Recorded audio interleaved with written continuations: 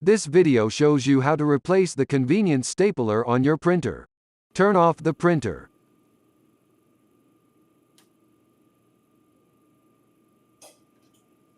Unplug the power cord from the electrical outlet, and then from the printer. Unplug the power supply from the electrical outlet. Remove the column cover and power supply cable.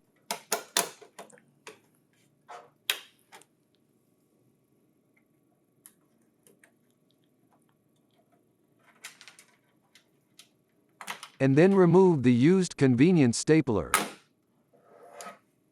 Unpack the new convenience stapler.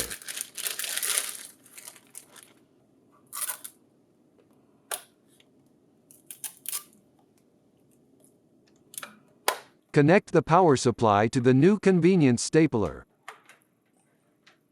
Install the new convenience stapler.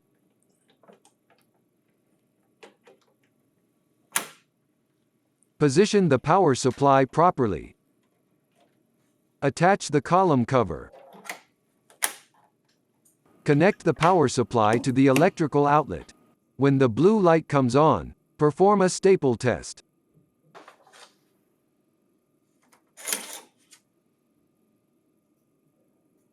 Connect one end of the printer power cord to the printer.